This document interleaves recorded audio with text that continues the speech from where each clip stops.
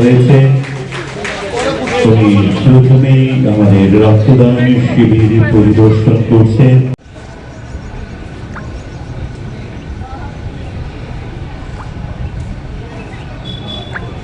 সবাইকে অনুরোধ রাখবো আর সবাই যাতে স্থিরভাবে শৃঙ্খলাবদ্ধভাবে রক্তদান করেন। আমি স্যার সঙ্গে খুশি হবেন প্রফেসর ডক্টর মানিক সাহা মহোদয়।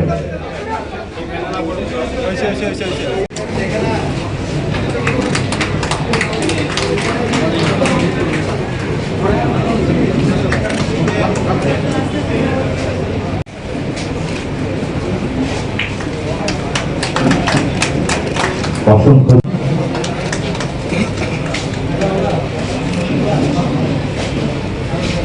এবং আজকে আমরা সবাই জানি মাননীয় প্রধানমন্ত্রীজি একটা রেকর্ড করেছেন যে নির্বাচিত প্রধানমন্ত্রী হিসাবে তিনবার সরকার গঠনের এবং প্রধানমন্ত্রীর দায়িত্ব, এটা কিন্তু ইতিহাস হয়েছে, আমরা সবাই জানি।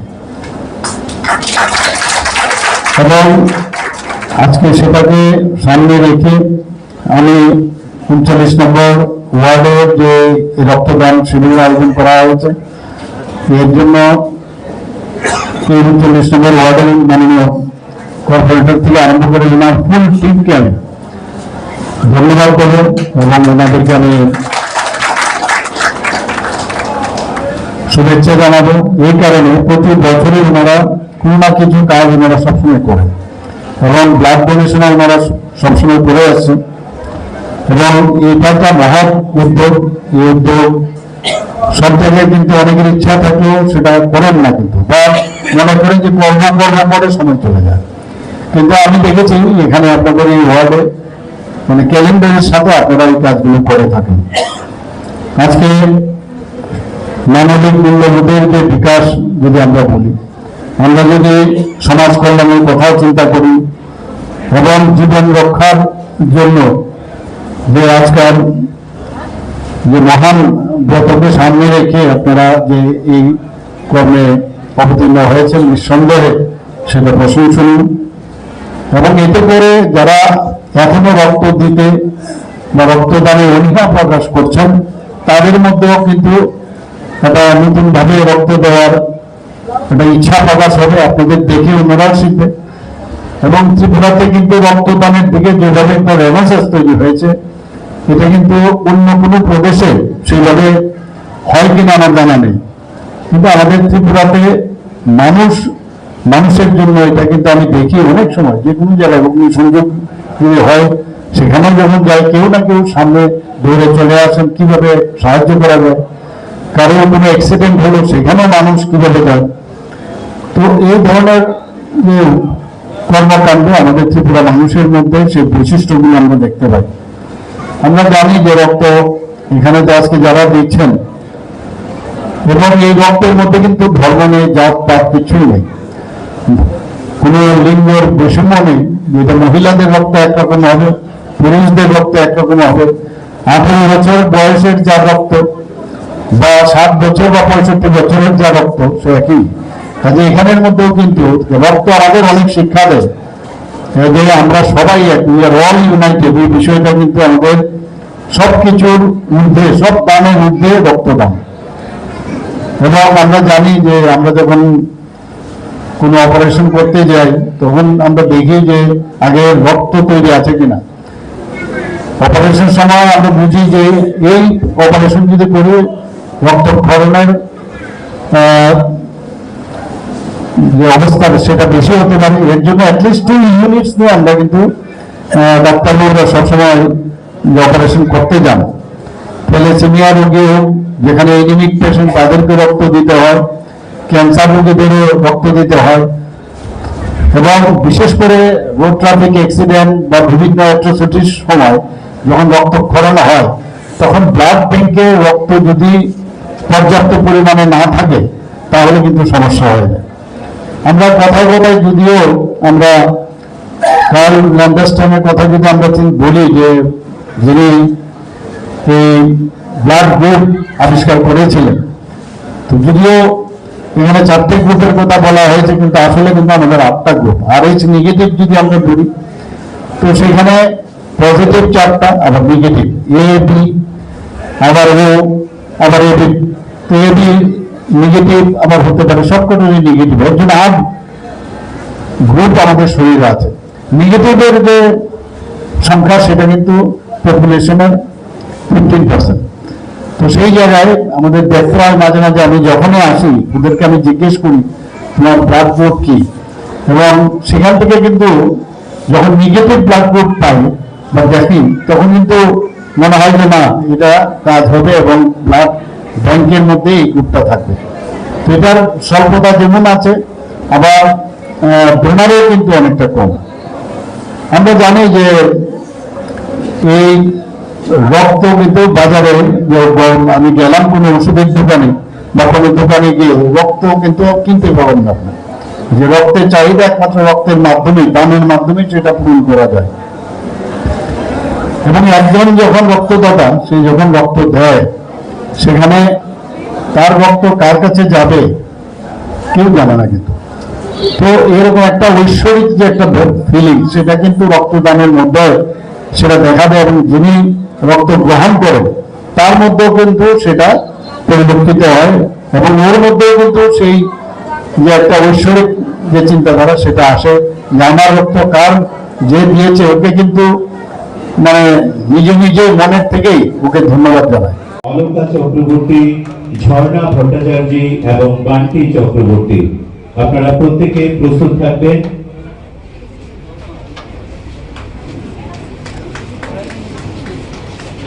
আমি প্রায় সময় আসি, প্রতিটি রাস্তা ড্রেন যতটা মানুষের সমস্যা ছিল সমাধান করার চেষ্টা করা হয়েছে, এবং বাকি কাজে আমাদের সরকারের সহযোগিতা, আমাদের নগরায়ণ দপ্তর, পূর্ত দপ্তর, স্মার্ট।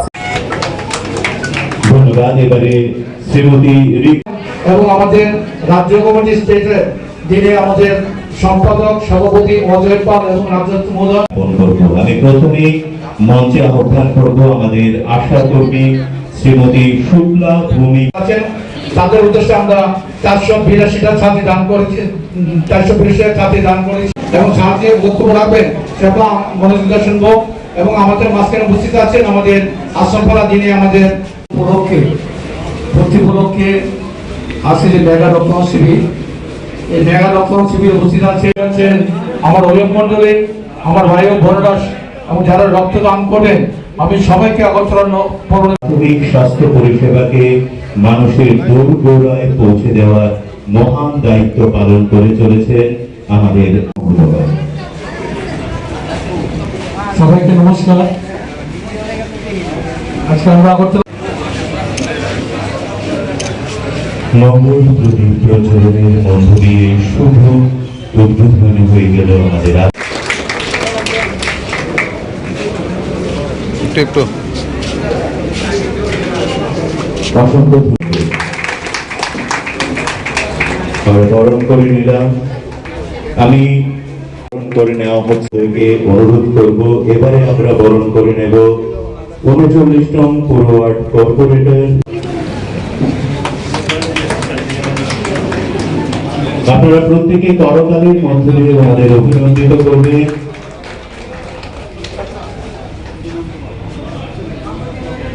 বরণ করব সদর জেলার সভাপতি মহোদয়কে। আমরা বরণ করে নিলাম অসীম মুখ্যমন্ত্রী প্রফেসর ডক্টর মানিক সাহা মহোদয়কে। এবারে আমরা বরণ করে নেব আগরতলা পৌর নিগম মেয়র, পুর ওয়ার্ড কর্পোরেটর শ্রী অলোক রায় মহোদয়। আপনারা প্রত্যেকে করতালির উপস্থিত আছেন বর্ধমানী মণ্ডলের সভাপতি শ্রীযুক্ত শ্যামল কুমার দেব মহাশয়, এবং ত্রিপুরা রাজ্যের মাননীয় মুখ্যমন্ত্রী প্রফেসর ডক্টর মানিক সাহা মহোদয় ইতিমধ্যে করবেন। আমরা অত্যন্ত আনন্দিত, গর্বিত। গ্রহণ করে আসন গ্রহণ করবেন। প্রথমে আসন গ্রহণ করবেন ত্রিপুরা রাজ্যের মাননীয়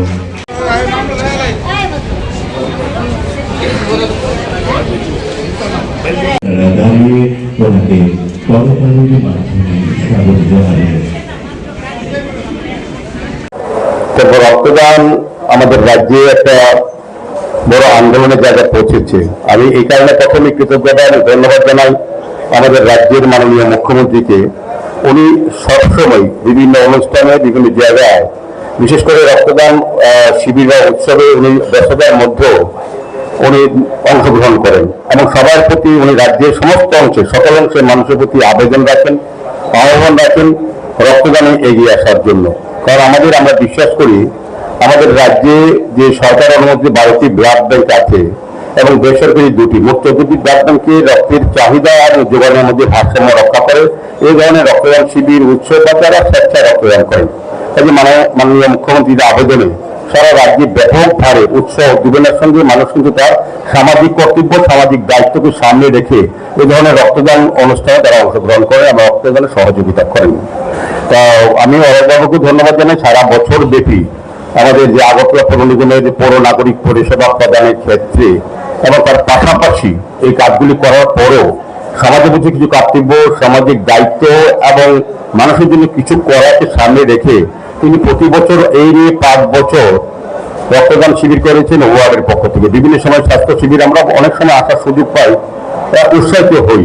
আমরা চাই বিভিন্ন জায়গায় যাতে এইভাবে রক্তদান শিবির বা এই ধরনের জনকল্যাণমূলক কাজগুলি যাতে মানুষকে নিয়ে করা যায়, মানুষের জন্য করা হয়। আজকে যারা রক্ত দিচ্ছেন আমি বলবো তাদের জীবনের শ্রেষ্ঠ কর্ম, শ্রেষ্ঠ মানব ধর্ম পালন করছেন। রক্তের কোনো বিকল্প নেই। রক্তের বিকল্প হচ্ছে যারা রক্ত দিচ্ছেন, যেমন মনুষ্য পরিবারকে যারা রক্ষা করছেন, একটা প্রাণ দিচ্ছেন, পরিবার রক্ষা করছেন না, প্রাণ দিচ্ছে। প্রাণ আমরা কেউ দিতে পারি না, একমাত্র ভগবান প্রদত্ত যে আমাদের শক্তি, যে ভগবান প্রদত্ত যে জিনিস, তা দিয়ে কিন্তু অন্য পরিবারকে অন্যকে রক্ষা করতে পারি। তার পাশাপাশি অবদান থেকে আরো 4টা রোগীকেও আমরা পরিবারকে সহযোগিতা করতে পারি। কাজে রক্তের বিকল্প হচ্ছে আজকে যারা রক্ত দিচ্ছেন তাদের মানবতা, তাদের মানসিকতা এবং তাদের যে মানুষের জন্য তারা কাজ করার যে চিন্তা ভাবনার ফল কিন্তু রক্তদান শিবির।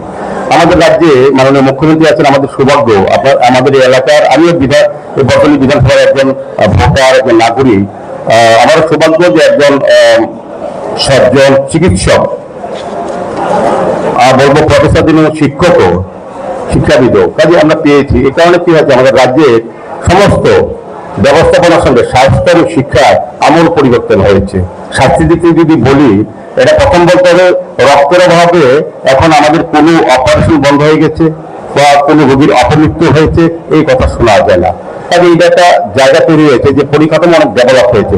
এখন আগে অল্প কিছু রোগ হলে আমরা আগরতলার বাইরে গিয়ে কলকাতা, চেন্নাই, হায়দ্রাবাদ বা কোথাও গিয়ে চিকিৎসা করাতে হতো। অনেক সময় আর্থিক সচ্ছলতার অভাবে আমাদের চিকিৎসা সুচিকিৎসা করার সুযোগ পেতেন না। এখন কিন্তু রাজ্যে পরিকাঠামো উন্নয়ন হয়েছে, বড় বড় চিকিৎসা কেনা হচ্ছে, বড় বড় অপারেশন হচ্ছে। এই ডাক্তারবাবুরি যারা করছেন তারা আগেও এ রাজ্যে ছিলেন। এ রাজ্যে হসপিটাল ছিল কিন্তু পরিকাঠামো ছিল না, ডাক্তারদের মূল্যায়ন করা হতো না, পরিবেশ মহল ছিল না।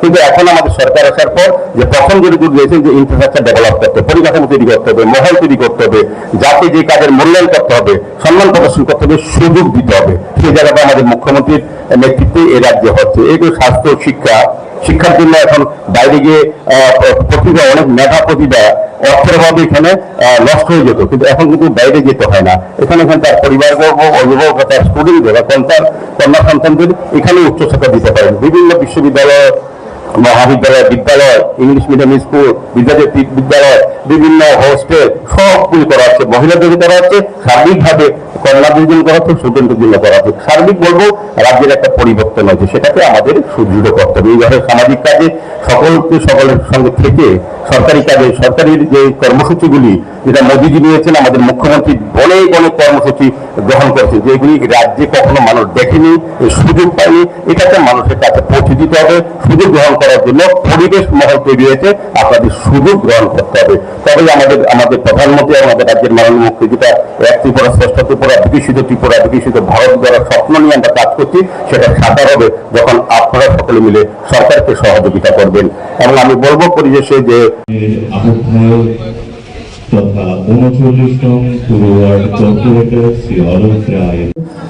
আগে আমার মনে আছে যে মাননীয় প্রধানমন্ত্রী যখন বললেন मैं खुद भी फेंकूंगा नहीं, दूसरे को बेचने भी नहीं दूंगा, তো এখন আগে কিন্তু রাইটস মনে হতো যে আমার ঘরের থেকে যে জঞ্জালগুলো আছে রাস্তার মধ্যে ফেলা বা ড্রেনের মধ্যে ফেলা, এটা কিন্তু রাইটস মনে করতো। এখনো আমি জানি, এখনো সেটা আমাদের আগরতলা মিউনিসিপ্যাল কর্পোরেশন মাননীয় মেয়র আছেন, আমি জানি যে এটাও তো আন্দোলন যে না আমি এটা ফেলবো না, যে জায়গায় ফেলার প্রয়োজন, যে জায়গায় আমাদের প্রতিটা ঘরের থেকে এই যে যে আবর্জনাগুলি নিয়ে যাওয়ার জন্য আমাদের যে ব্যবস্থা আছে, এসএসজি গ্রুপের মহিলারা নিয়ে যান, বেশি না, 50 টাকা 40 টাকা, আগে 20-20 টাকা ছিল, এখন একটু বেড়েছে। কিন্তু এই মানসিক যে চিন্তা ভাবনা, সেটা যদি আমরা করি তাহলে আমাদের পরিষ্কার পরিচ্ছন্নতার দিক দিয়ে অনেকটা আমরা এগিয়ে গেছি। বিদেশে গিয়ে আমরা বলি কি সুন্দর জায়গা এখানে, আর নিজের জায়গা যে আমরা নিজেরাই নোংরা করছি তখন কিন্তু মনে হয় না। মিশন ইন্দ্রধনুষ, পিএম আবাস যোজনা, পিএম কিষাণ সম্মান নিধি, আমি যেটা বললাম, পিএম মুদ্রা যোজনা, বিশ্বকর্মা প্রকল্প, 13,000 কোটি টাকা, যাদের 18 গ্রুপ, যাদের সম্পর্কে মানুষ কোনোদিন চিন্তা করেননি, সেটা করেছে। এবং আমরা করোনা মহামারী, আপনারা জানেন যে করোনার সময়ে উনি কি বললেন, যে আমাদের ইন্ডিজিনাস, আমাদের যারা এখানে সায়েন্টিস্ট, তাদের মাধ্যমে আমরা ভ্যাকসিন তৈরি করব।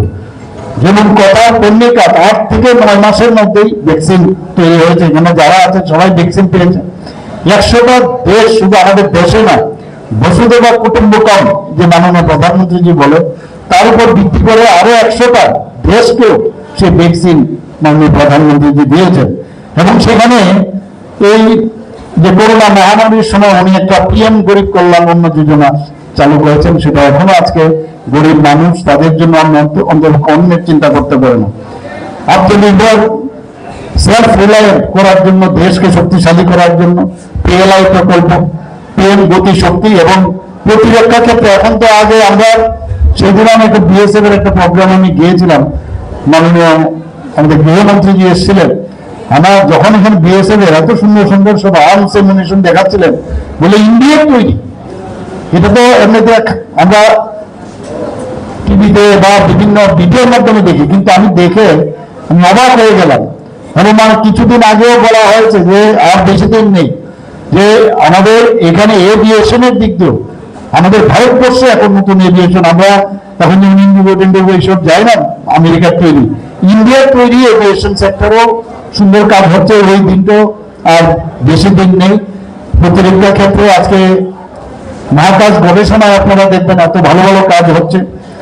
আমাদের 370 অনুচ্ছেদ দিল, সেটা তো কোনোদিন কেউ ভাবেনি, এবং এটাকে বিলোপ করলে সারা ভারতবর্ষে রাইট হয়ে যাবে। এখানে যারা আমাদের মাইনরিটি, বিশেষ করে মুসলিম সম্প্রদায়ের যারা আছেন, তাদের উপর যে এতদিন ধরে যে অত্যাচার হয়েছে মহিলাদের উপর, 3 তালাক যে প্রথা, সেটাকে যেভাবে উনি সেটাকে বিলোপ করেছেন। তো এই ধরনের G20-তে আপনারা দেখেছেন যে অত্যন্ত সাফল্যের সাথে ভারতবর্ষের যে পজিশন, সেটা বিশ্বেতে সেটা প্রতিষ্ঠিত হয়েছে। বিরাসত বি বিকাশ বি, এই যে বিষয়টা, যে আমাদের যে নিজেদের যে ঐতিহ্য, সেটাকে আমরা ভুললে চলবে না। 500 বছরের যে আন্দোলন, কত লোক যে শহীদ হয়েছে এই রামলালা টেম্পে থাকার জন্য, সেটাকে তার যে আসল জায়গা, সেখানে মাননীয় প্রধানমন্ত্রীর নেতৃত্বে আজকে রাম মন্দির তৈরি হয়েছে, যা দেশের সাংস্কৃতিক যে ঐতিহ্য এবং সেটাকে বজায় রাখার জন্য একদিকে এর জন্য বলছেন বিরাসত দিন, আবার বিকাশ। এই যে বিষয়গুলো আছেন, বিভিন্ন জায়গায় পুরাতন যে আমাদের মন্দিরগুলো ছিল, সেগুলো পুনরুদ্ধার হচ্ছে। আমাদের ত্রিপুরাতেও আপনারা জানেন যে আমাদের মাতা ত্রিপুরেশ্বরী মন্দির, সেগুলো প্রসাদ প্রকল্পের মাধ্যমে আমাদের ত্রিপুরা সরকারের মাধ্যমে যৌথভাবে আমরা সেটাকে নতুন ভাবে, নতুন আঙ্গিনায় সেটাকে ব্যবস্থা করেছি। একে একে 12 বছরের ইতিহাস যদি বলি, আপনার তখন একটা মনে হচ্ছে যে ইন্ডিয়া এখন সব দিক দিয়ে মেক ইন ইন্ডিয়া যে বিষয়, সেটা কিন্তু এখন চলে এসছে। আমি আশা করি যে আগামী দিন ত্রিপুরারও উন্নয়ন আছেন, এখানে হীরানগর মাননীয় প্রধানমন্ত্রী যে আমাদের দিয়েছেন, আজকে নর্থ ইস্টার্ন রিজিয়নে শান্তি প্রতিষ্ঠিত হয়েছে। আমাদের এখানে আজকে সব সারা ভারতবর্ষের মধ্যে আজকে 28টা রাজ্যের, পূর্ণ রাজ্যের নিচের দিকে আমরা এখন 2nd থেকে 3rd পজিশনে আমরা ল অ্যান্ড অর্ডার এসে শান্তি বজায় রাখতে হবে।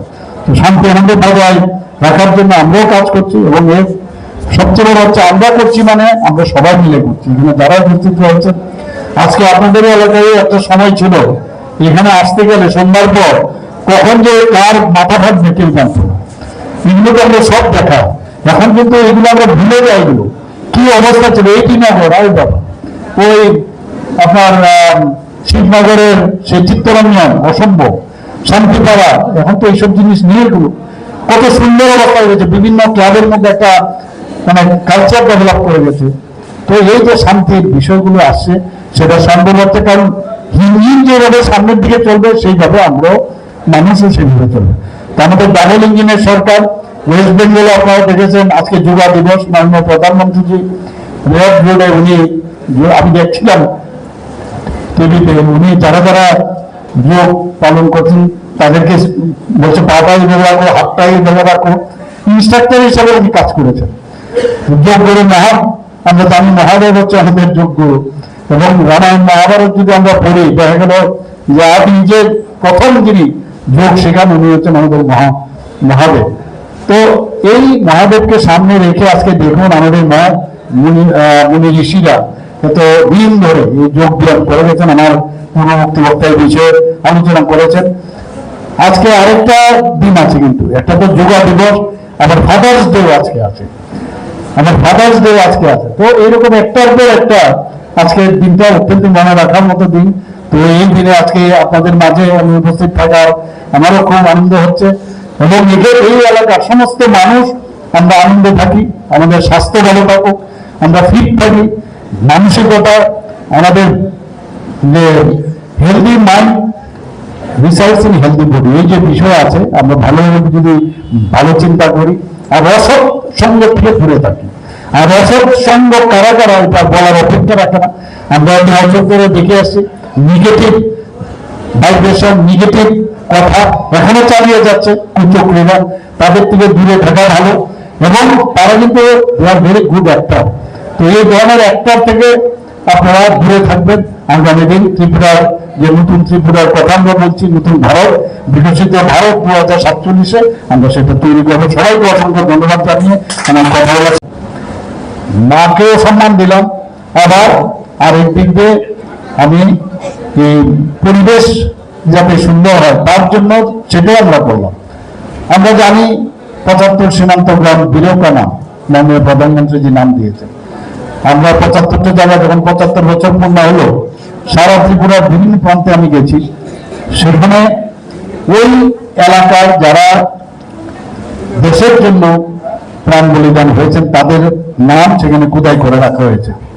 এই যে বিষয়গুলো এক একটা বিষয় আপনারা শুনে অবাক হই যে আমরা এই ধরনের তো আগেও ছিল এইরকম অবস্থা, কিন্তু সেখানে তাদেরকে মানে কেউ যেন ভুলে না যায়।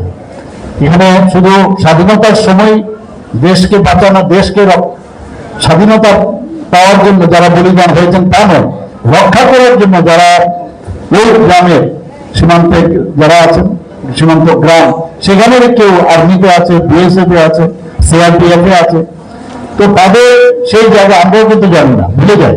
তো সেখানে তার নাম যে তাকে সম্মান জানানো, সেই কাজটা মাননীয় প্রধানমন্ত্রী করেছেন। আমরা জানি মেরা মাটি মেরা দেশ, এই যে মাটির মাহাত্ম্য সম্পর্কে, মাদারল্যান্ড আমরা যেটা বলি, সেই মাটি আজকে কর্তব্য পথে দিল্লিতে আমরা সবাই নিয়ে গেছি। আমাদের মিউনিসিপ্যালিটির একটা আমাদের 58টা যে আমাদের ব্লক আছে, সেই ব্লক +58+1 সমস্ত নগর পঞ্চায়েত, মিউনিসিপ্যালিটি এবং আমাদের কর্পোরেশন, তার কলস, পণ্ডিত কলস আমরা এখানে এনেছি। এই যে দেশের সাথে যে রাষ্ট্র প্রথম এই যে বিষয় আজকে এনেছেন, তার মাধ্যমে আমরা নিজেরা মানসিকভাবে আজকে কিন্তু এই আন্দোলনের সাথে আমরা যুক্ত হয়েছি। আমরা আগেও এই দেশকে চালানো যারা চালিয়েছে সেটা আমরা দেখেছি কিভাবে চলেছে, এবং শুধু তাই নয়, সেখানে অমৃত বাটিকা আমাদের সেক্রেটারিদের সামনেও এক মাটি আমরা এখানে সমস্ত 58টা যে আমাদের ব্লক আছে তার মাটি আমরা সেখানে রেখেছি, এবং অমৃত বাটিকার ইন্ডিজিনাস যে প্লান্ট আছে সেখানে সেটা লাগাতে হবে। তো সেটা আমরা করেছি, কর্তব্য পথে হয়েছে। আপনারা ভাবুন, সেই কর্তব্য পথে যদি আপনি একবার যান সেখানে, তখন সারা ভারতবর্ষের সমস্ত মাটি সেখানে গেছে, যে ডাইভার্সিটি, ইউনিটি ইন ডাইভার্সিটি, সেটাও কিন্তু আজকে আমরা দেখতে পাচ্ছি মাননীয় প্রধানমন্ত্রীর দূরদর্শী চিন্তা করি। হর ঘর তিরঙ্গার কথা যদি আমরা বলি, আজকে হর ঘর তিরঙ্গার আন্দোলন আমরা তো সুন্দরভাবে করেছি, 15ই আগস্ট শুরু হয়েছে। তো এক একটা কথা ওনার मैं चौकीदार हूँ, मैं सेवक हूँ, प्रथम सेवक, এই যে কথাগুলো তার মাধ্যমে নিজের যে চিন্তা ভাবনা এবং প্রতিটা মানুষের মধ্যে যে আস্থার বিষয়, সেটা মাননীয় প্রধানমন্ত্রীদের এই 12 বছর পূর্তি উপলক্ষে আমরা কিন্তু সেগুলো আলোচনা প্রয়োজন। এবং এই কথাগুলো আমরা প্রতিটা ঘরে ঘরে মানুষের কাছে যাওয়া প্রয়োজন। আজকে ডিজিটাল ইন্ডিয়াই হোক, স্টার্ট আপ ইন্ডিয়াই হোক, বা আজকে ইউপিআই ভিত্তিক ডিজিটাল যে লেনদেন, সারা পৃথিবীর মধ্যে আমরা কিন্তু এখন প্রায় প্রথম স্থানে আমরা কিন্তু দখল করেছি।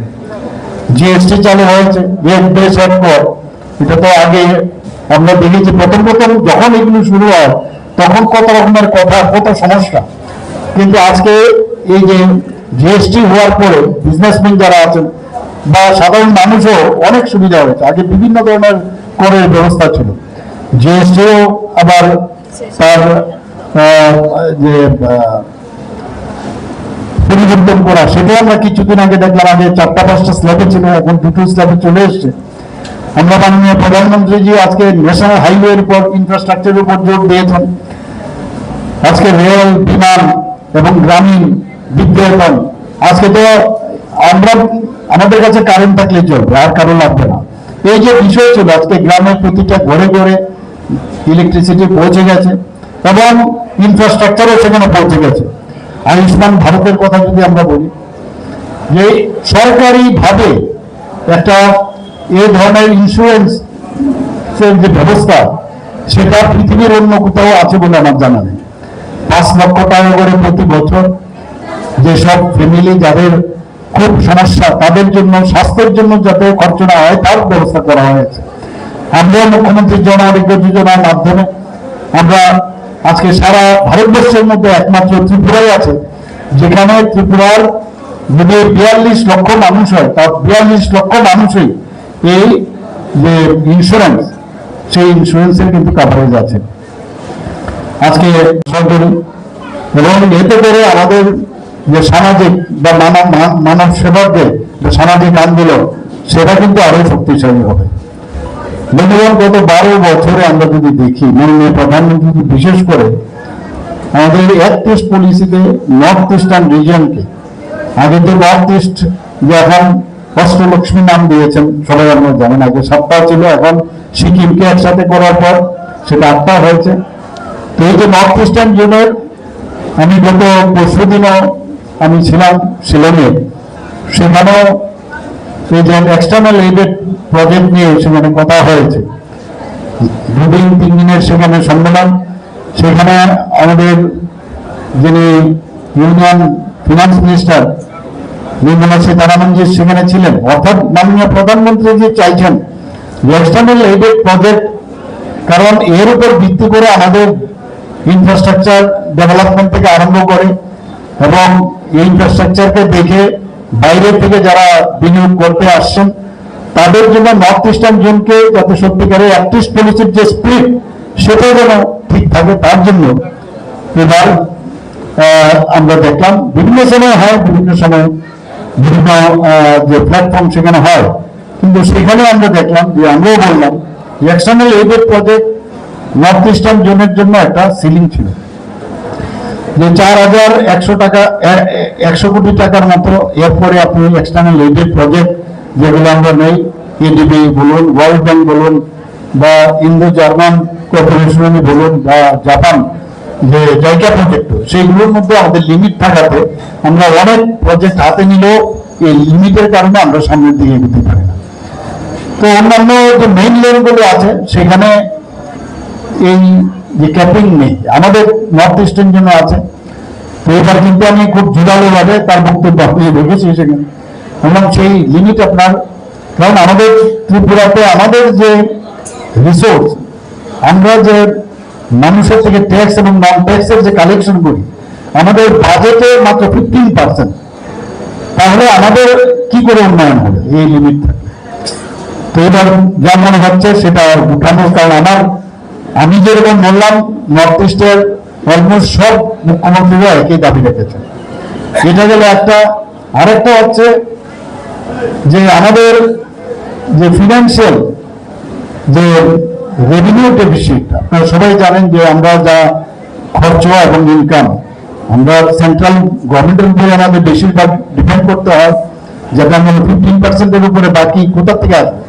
সেন্ট্রাল গভর্নমেন্টের এবং আমাদের নিজস্ব যে আয় সেটাকে রেখে ইভেন আমাদের এই আয়ের থেকে আমাদের একটা বিরাট অংশ আমাদের বিভিন্ন যে লোকাল বডিগুলো আছে, আমাদের এডিসি কে দিতে হয়, আমাদের মিউনিসিপ্যালিটিকে দিতে হয়, এবং আমাদের যে গ্রাম ভিলেজ কমিটি আছে তাদেরকেও দিতে হয় ভিলেজ লেভেলে। তাহলে আমাদের বাকি এই টাকা দিয়ে তো আমাদের খুব কষ্ট হয়। সেই জায়গায় কমিটেড এক্সপেন্ডিচারও হয়েছে আমাদের ত্রিপুরাতে এতগুলো মানে যারা চাকরি করছেন তাদের বেতন দিতে হয়, যারা আমাদের যে সোশিয়াল পেনশন আছে সেই সোশিয়াল পেনশন দিতে হয়, ঋণের যে অংশ সেটাও দিতে হয়। তো এরকম অনেক যেটা কমিটেড এক্সপেন্ডিচার আমরা দেওয়ার পরে সেই বিষয়ে আমরা জোরালো বক্তব্য আমি লিখেছি, এবং আগামী দিন আশা করি যে আমরা যে কথাগুলো সেটা শুনেছেন। প্রাইড অফ হিল করে একটা নতুন স্কিম করেছেন, যেহেতু ওইটা বন্ধ করে দিয়েছেন আমাদের যে বাজেট রেভিনিউ ডেফিসিট, তো সেখানে যে টাকাটা দিচ্ছে প্রাইড অফ হিল মানে যেখানে হিমালয়ান যে পাদদেশগুলো আছে, পাদদেশে যেমন জম্মু অ্যান্ড কাশ্মীর, হিমাচল বা আমাদের নর্থ ইস্টার্ন রিজনে, সেখানে এই প্রাইড অফ হিল হিসাবে টাকা দিচ্ছে, কিন্তু যে পরিমাণ টাকা দিচ্ছে এটা মানে 3000 সামথিং, কাজে এই টাকা দিয়ে তো কিছুই হবে না। এখান থেকে আমরা রেভিনিউ এক্সপেন্ডিচারও করতে পারি, ইনফ্রাস্ট্রাকচার সাবস্ক্রিপ্টকে সামনে রেখে সেটা করা হবে।